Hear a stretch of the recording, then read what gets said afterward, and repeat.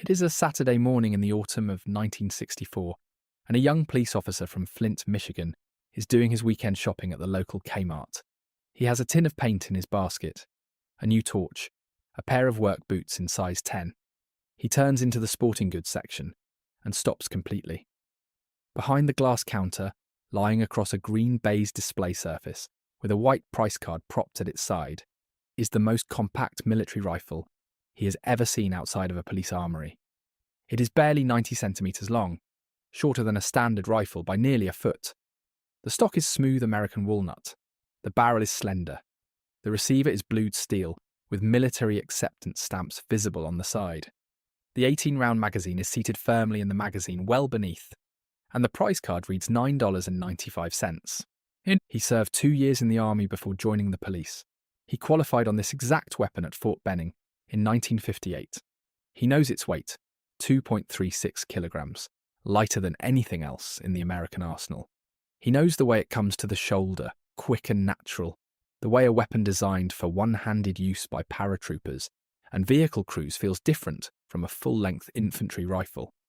He knows what it can do at 100 metres and what it cannot do at 300. He buys it.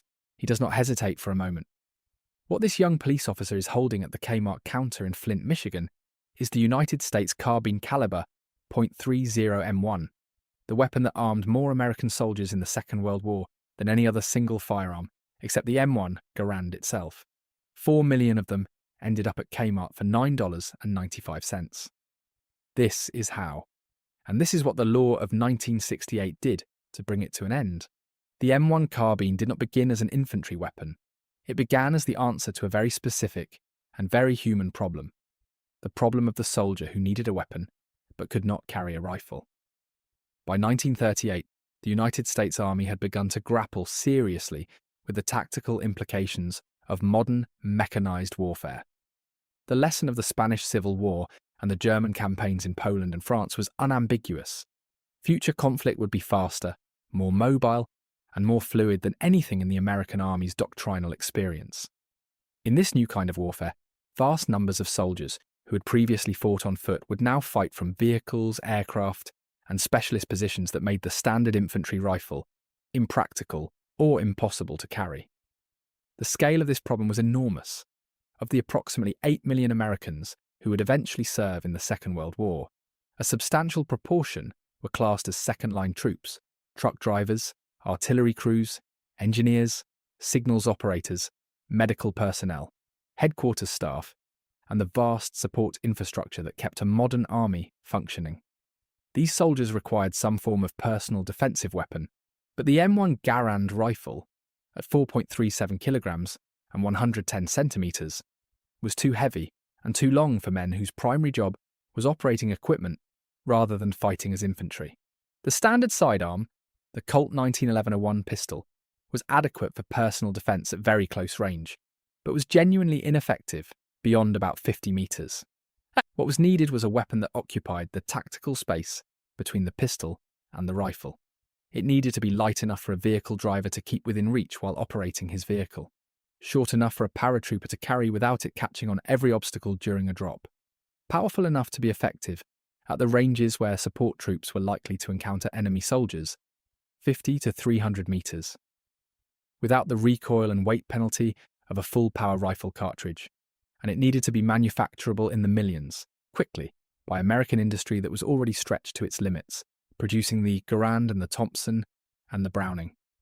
The Army's specification, issued in October 1940, called for a weapon weighing no more than 2.27 kilograms, firing a pistol-class cartridge with better range and accuracy than the .45A CP and capable of semi-automatic fire from a detachable box magazine.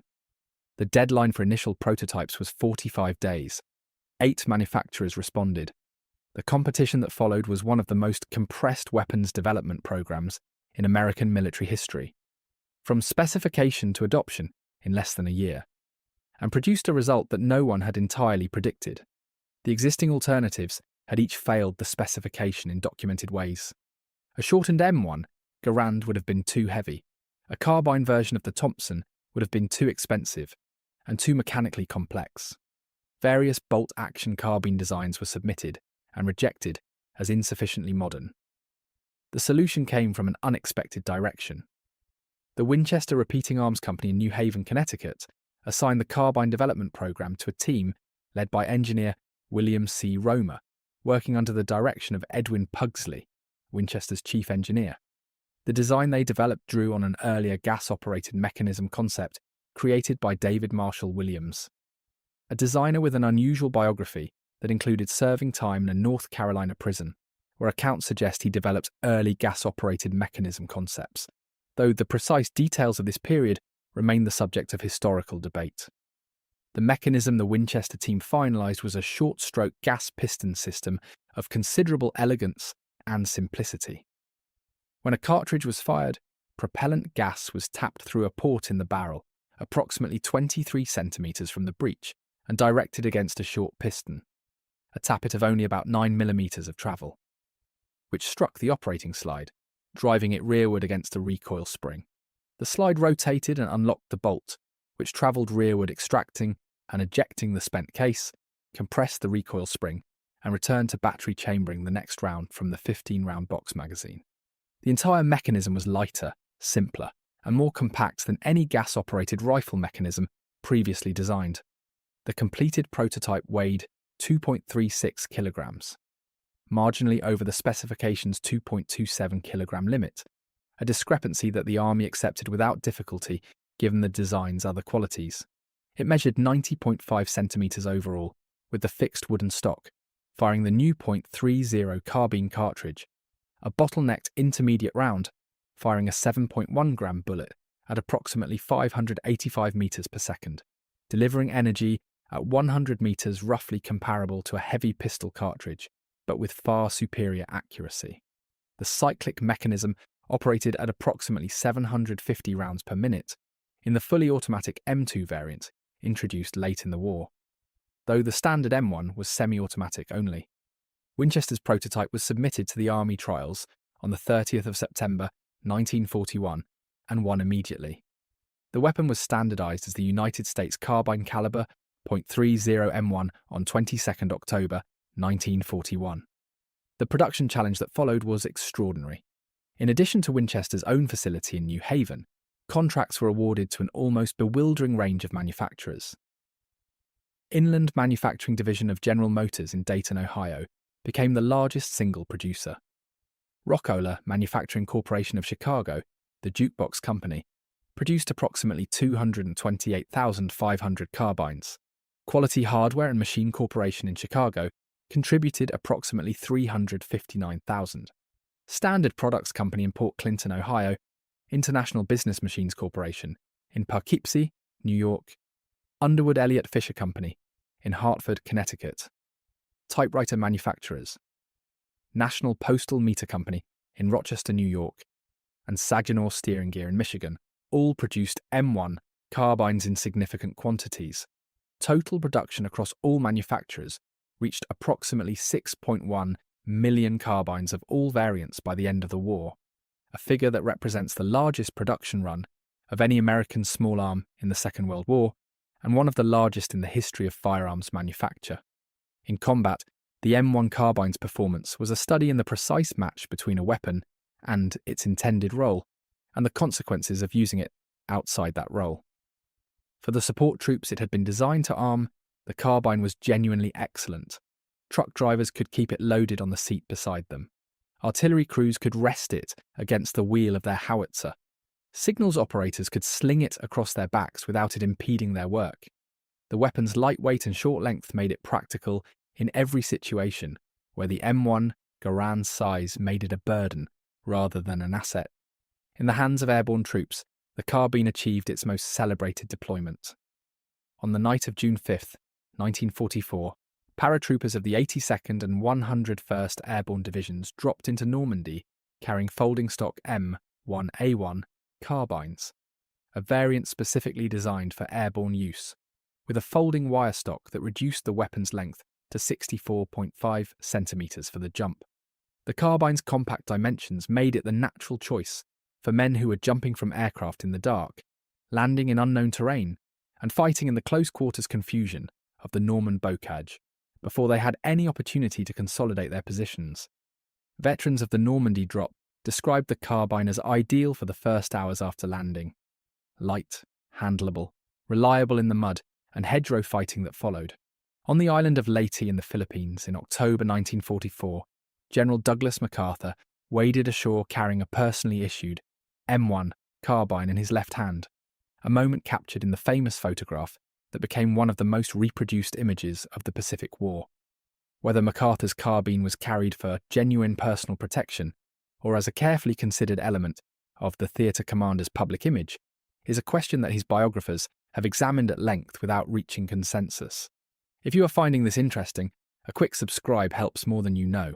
The German Army's equivalent weapon in the light carbine role was the Karabiner 98K, which, despite its designation as a carbine, was in reality a full-length bolt-action rifle weighing 3.9 kilograms and measuring 111 centimeters.